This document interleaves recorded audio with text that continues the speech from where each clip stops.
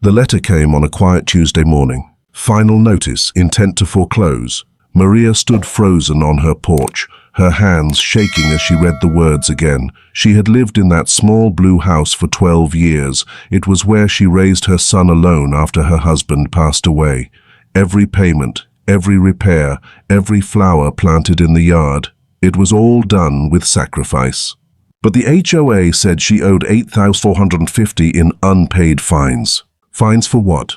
For a fence that was the wrong shade of brown. For excessive lawn decorations. 3 small wind spinners her son bought at a school fair. For unauthorized driveway cracks. Maria had tried to explain. She had attended meetings where the board barely looked at her. The president, Mr. Collins, spoke to her like she didn't belong there. Rules are rules, he said coldly. If you can't afford to comply, maybe this community isn't for you. The words hurt more than the fines. Neighbors whispered that the HOA had been targeting homeowners who couldn't fight back. Elderly residents, single parents, immigrants. Maria felt small, powerless. Until the foreclosure notice arrived. That night, desperate and in tears, she pulled out an old metal box filled with house papers, documents she hadn't touched in years, mortgage statements, insurance forms, receipts. And then she found it. A folded document stamped with the original developer's seal. It was an addendum to the property deed.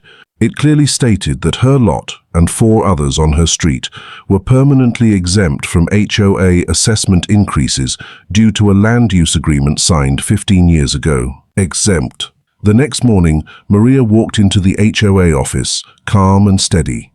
She placed the document on the table in front of Mr. Collins. His face drained of color as he read it. Not only was the foreclosure illegal, every fine issued to her was void. Within weeks, the story spread through the neighborhood.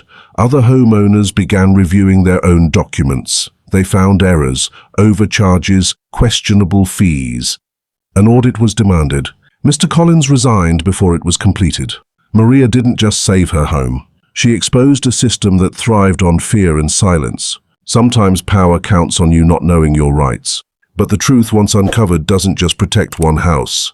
It protects a whole community.